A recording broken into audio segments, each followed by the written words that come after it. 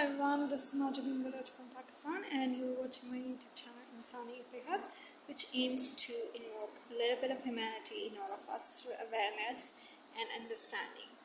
So I wanted to share my Passover experience. It was my first official sort of trying to observe Passover as its spirit.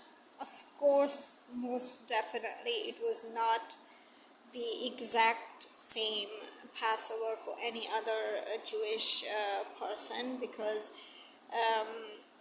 one Passover is a very family, community and gathering oriented festival, and in that regard I was literally one person observing certain things. So my Passover experience was a bit complicated, definitely spiritual, definitely spiritual, but it was a bit complicated and emotional also. And I got a lot of learning out of the whole experience that I went through personally, and I think it has enriched me on a personal level very deeply, and I think it was a very good decision to actually try to observe this Jewish festival as much as I can, as much as of my abilities, current Jewish abilities and aspirations. So I did manage to have a Seder dinner for myself because my younger siblings, both my brother and my sister, they refused to have a dinner without without the usual items like bread, and we have this roti, which is like tortitas, similar to that but not exactly that, and rice and all those stuff. So it was not, I mean, they could not be part of my Seder, which was not actually okay. So on Passover, for 7 days, for a week's time, observing Jews, at least even the non-observing Jews, would not have bread or anything which increases or lemons, so to speak, which lemons or expands in while baking or while cooking. So they don't consume it at least the first 2 nights or first 2 days of the Passover. But the observant Jews don't eat bread and anything leaven, which is like increased or baked or raised, up till a week, which is up till the night of 23rd of April, starting from the 15th, and that is like Friday night, the night between Friday and Saturday, and then ending on the night between 22nd April and 23rd April. So yes, I did abstain from eating any legumes, any lentils, or anything related to wheat, oats, whatever, barley, rice. So it was one hell of a cleansing week, and it was actually a very healthy, and not only just physically healthy and food-wise healthy, but I certainly feel it was spiritually very healthy for me, at least personally. As far as my Passover Seder, usually there are 2 Seders, one on the first night and then one on the second night. I only did the first night Seder, and I did not went on to do the second night Seder. because obviously my siblings were not very much excited. I had food left over from the first dinner that I made for myself, so I ate the exact same matzah. Okay, so I made my first ever matzah very it was like okay, so there is this tradition that you have to make matzah within 18 minutes. So I was preparing for how to make matzah and how to do the seder and seder plate and everything. So I had to practice making a matzah in 18 minutes. But even then, in my practice before Passover, it was the best I could do was 19 to 20 minutes. But it has to be under 18 minutes or 18 minutes. Luckily, I did manage to make the matzah on the Passover after it was my third attempt to make the matzah in 18 minutes. So the first two, actually I just could not knead the dough in time. So I had to discard those doughs and then have to start all over again. So that was a bit of confusion and chaos in my at the nick of time, and I had to light the candles. I had to make matzah. It was chaos, and both my siblings were laughing at me, and they were saying, "Okay, MJ, you were crazy, but this is a height of craziness." I was running around everywhere, and I had to make sure the seder plate and the dinner is cooked before I light the candle. And I was fasting as well on Friday. So it was even more exhausted. I was fasting for a personal reason. I was fasting for a personal, not Islamic reason. By the way, Islamically, Ramadan is going on too. But no, I was fasting for a personal reason. Usually there is this one fast which is obligatory. It's not a compulsory, but it's like a a little minor fast, you can say, because it's not a 24 hours fast. It's like from dawn to sunset. So it's a minor fast, but it's the fast only for the firstborn male children, not female. Though I am the firstborn female child, but nevertheless I had fasted for this reason also, that I'm the firstborn, but also for a personal reason, another reason.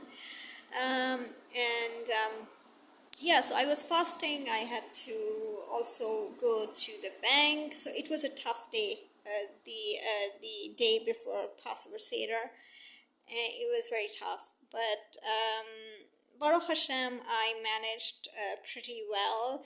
I managed to have a Passover Seder, had a I would not say a very exactly kosher, dinner, but I tried my best. So, I was very happy with myself, given the fact that I was exhausted. And by the time I lit the candles and I sat down, I was like, I am going to faint, the moment I start reading the Haggadah. So, but I just wanted to share this very important feeling that I felt while I was sitting all alone on the dinner table, because my siblings had already finished they ate their dinner. So they ate in a different table. I ate in a different table. So that was weird.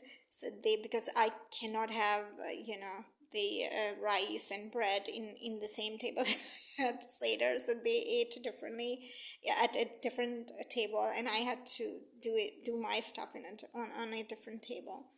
So I realized that the very first realization that I had on my first Seder table, that I'm really alone.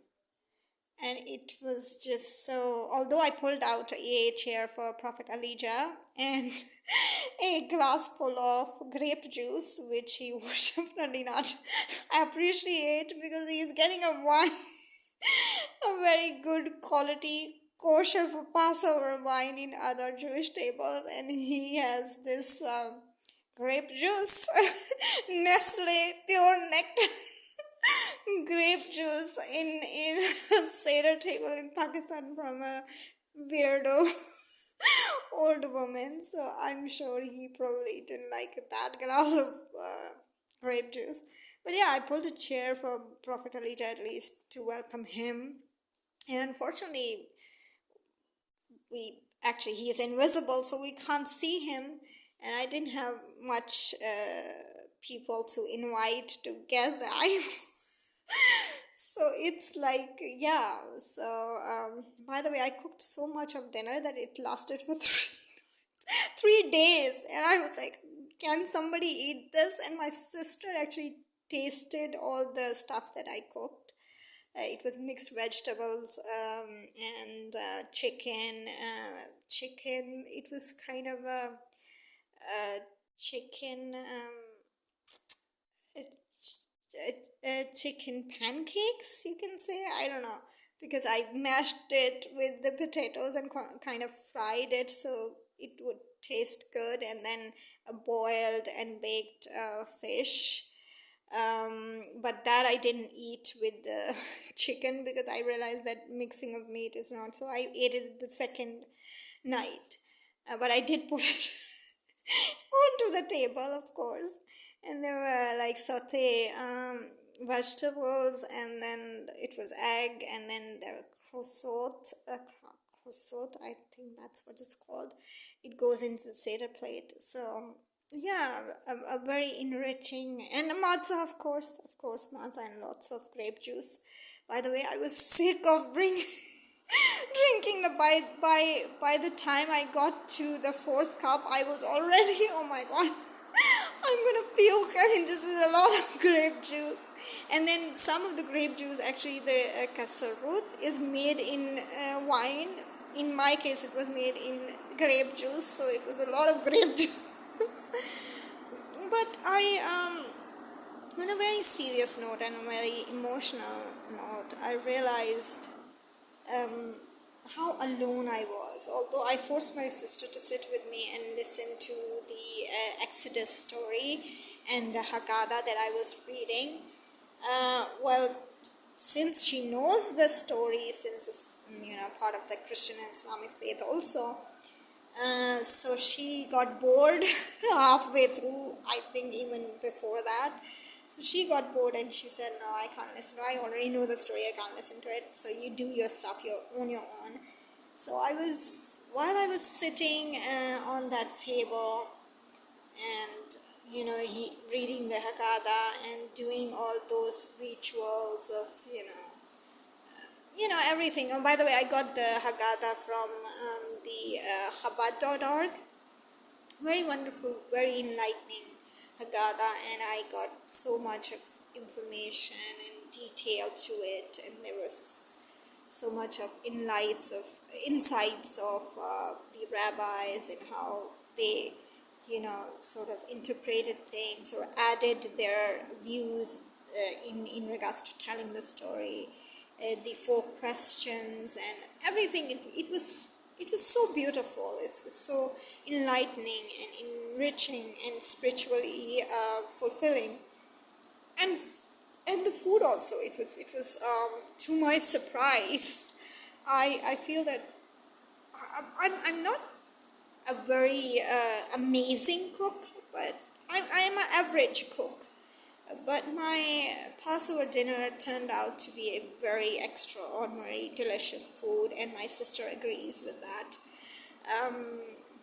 Even I even love the matzah, which was a strange sort of a matzah. It was not. It was like a hardened tortita or roti, because I think I made the matzah very thin. So it was It was very nice, but I felt really, really alone while sitting and eating by myself and reading the Haggadah all by myself. I felt like I'm really, really alone.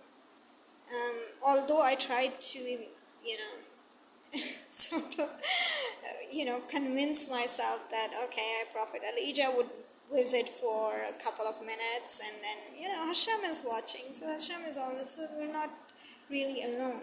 But even then, I think it reminded me of how must have the Israelite would have felt in Mizrahim, in Egypt, when they were slaves, that they're really alone and abandoned. I also felt that I am really alone and really, to a certain extent, forgotten by Hashem. Because of personal reasons, there are certain reasons that I felt that, Hashem could have helped me out and, helped me out in this time, and things could have been different, but it was like I felt a little bit of abandonment from Hashem. And I think that's something that I can really relate to the Israelites who were in Egypt when they were enslaved by the Egyptian Pharaoh. So despite being the most fertile nation in Mizraim, and they were huge in numbers, that even the Egyptians were scared of their strength in terms of numbers. So they were many, and they were mightier because they were doing hard labor, and they didn't have time to enrich themselves with the divine connection, to have chakrat or mincha or marev and pray and connect to Hashem. So they have all the time to just do this hard labor and build these buildings, or do hard work with their bodies and with their hands, and there was no spiritual or mental or emotional work that they did to connect with Hashem.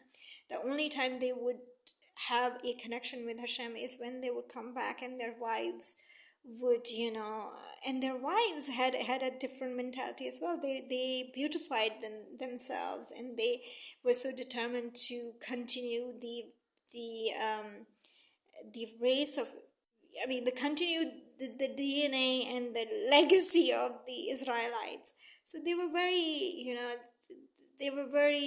determined to have, closeness and intimacy and sexual, and I think in a way that these Jewish women were very smart, that they thought that this intimacy, this sexual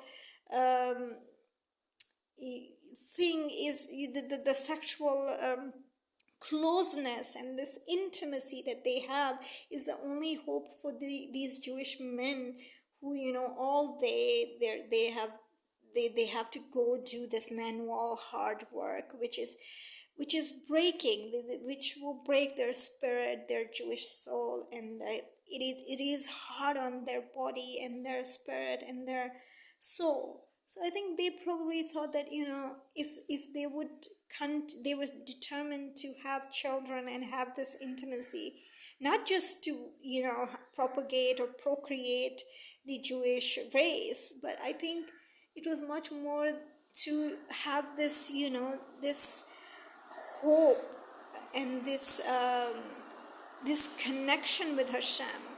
Probably when these men would see their children or their wife expecting their children, they would see this as a blessing, that Hashem is there working to give them children, at least the blessing of children, and and that somehow Hashem is involved in their lives. If Hashem is not making their lives better otherwise, that they have to suffer, they have to work in very tough conditions where they're beaten up, they are given no breaks, they have less food, they have less fortune, but they have this blessing of children. And there is so much that which revolves around children. on the Passover table. Like my younger sister said that I already know the story of Exodus, so it's just don't bug me, or don't. I mean, I'm having a headache when you. I mean, she literally said you're dipping the parsley and I had actually. I actually had the lettuce and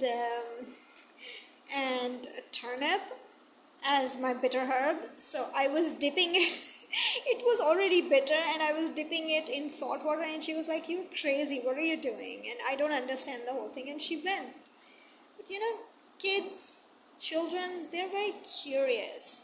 And the Haggadah itself says that there are 4 children, and they would ask questions. And there is this one child who would not know how to ask children, how to ask question, and we must, address and try to answer the children of their curiosity, that why are we not having unleavened bread? Why are we eating kasserot? Why are we eating this? Why are you dipping, these herbs into salt water? And then, you tell the story to the children. So I thought my younger sister is the youngest one, so I should tell her. But she already knew the story, so she was not interested. But, the funny thing about children is that you tell them a story again and again, and they don't get bored.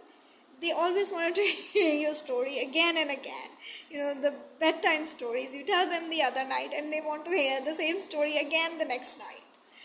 So I realized that this was something so amazing of these Jewish women to continue to have children, so that the men who are broken and hopeless would have hope. And they also look forward to seeing their, wives looking so beautiful, and, welcoming them back to home, and, sort of, they would have to look forward to something like, even if it's like sex or intimacy. Did I make that face? Okay, sorry. But that's the only thing they could do. They could beautify themselves, and provide this environment in the home that these men who have been through in this hardship all day, when they come back home, they feel hopeful. They feel a little bit of happiness, a little bit of hope, and a little bit of that connection with HaShem. Because, like Jacob said to Rachel, that it's not me who can give you children, it's HaShem. So in a way that, the men will realize that HaShem is there. We're having children, so HaShem is giving us children. So HaShem is involved in our, lives in this way, if not, easing our pain and suffering. So yeah, this is something that I got the realization of, and I also realized while sitting on that table that how much I needed to have not just my own, I mean, of course my own also, and there was a time in my life when I was a very anti-children and anti-pregnancy, and I used to say that the best option, adoption is the best option. Why should we have children?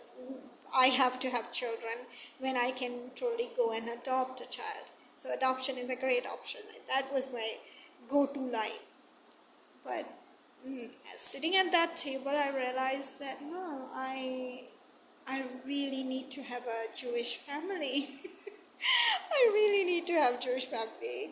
And I really need to have children who can listen to my Haggadah, and not just my younger sister, who I see that she's also like my daughter, because after my mother died, she became very close to me, and I feel like being there for her like a mother, more than like an elder sister. But even then, the Passover Seder, the Passover dinner made me realize that I should have a family. Everyone should have a family, in fact. Nobody should be alone. And that goes irrespective of Jew or a Gentile.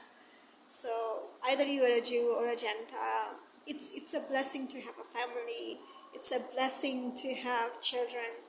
And I really, really missed having a Jewish family on my Passover Seder and having children.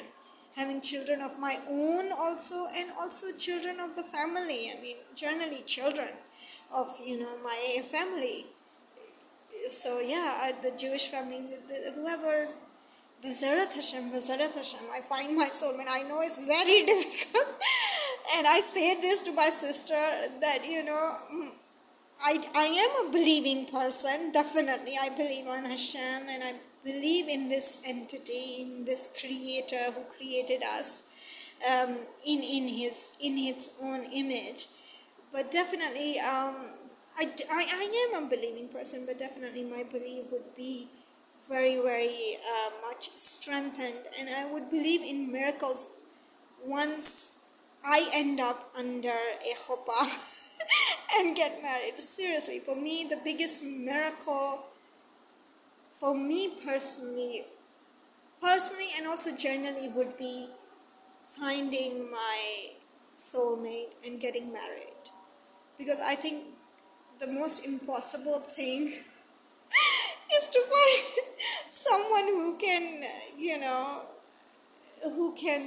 tolerate me for a lot of years, and hopefully for our life up till at least I die, up till my death. So, I think it would be a miracle to have a soulmate and have a husband, and it would be even big of a miracle to have children. Because according to many aunties, I'm an expired woman. So I'm an expired woman who can't be married. So, but this Seder, I really missed this thing that I should have a Jewish family. I should have my children. I should have a husband. I need it. I need to have a Jewish family. I need to have my Jewish children, and also a Jewish family, like extended family. And I really felt alone. But even in this loneliness, I feel that HaShem was there to, give me the insight and enlightening divine knowledge of what this life is and what is the purpose of this life. So, I really missed children whom I can tell the story of Exodus. I really missed, those 4 children who could ask me questions. The 4 questions, the 4 different ways to ask the same thing, that what we were doing and why we were, eating these bitter herbs in salt water. And so I really missed that.